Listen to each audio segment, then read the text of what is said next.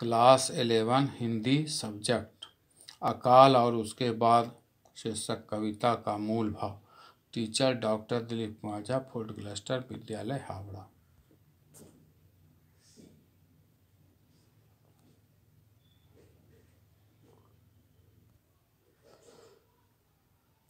महाकवि नागार्जुन की अमर कविता अकाल और उसके बाद है। महाकवि नागार्जुन की दृष्टि मार्क्सवादी है। मार्क्स ने कहा था समाज में दो वर्ग हैं, पूंजीपति वर्ग और सर्वहारा वर्ग।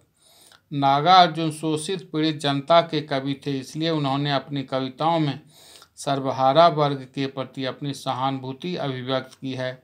अकाल की स्थिति में सर्वहारा वर्ग की स्थिति दयनीय हो जाती है। अकाल का प्रभाव पूंजीपति वर्ग पर नहीं पड़ता है। प्रस्तुत कविता में कवि ने अकाल की स्थिति में सर्वहारा वर्ग के घर की कैसी दयनीय स्थिति होती है उसका कारुणिक चित्रण करते हुए लिखा है। अनाज के अभाव में कई दिनों तक चूल्हा नहीं जला।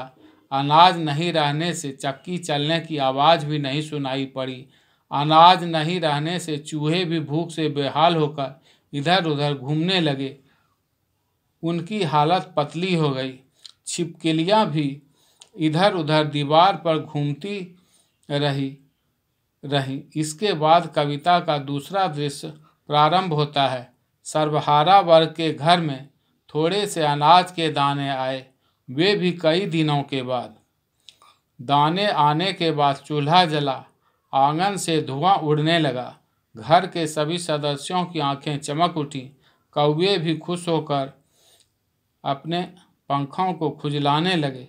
इस प्रकार नागार्जुन ने अकाल और उसके बाद शीर्षक कविता में अकाल और उसके बाद का चित्रण करते हुए यह संदेश दिया है कि अकाल की स्थिति में गरीब वर्ग, सर्वहारा वर्ग सबसे अधिक प्रभावित होता है। इसका असर अन्य जीव जंतुओं पर भी पड़ता है। सभी छात्रों को ढेर सारी शुभकामनाएं।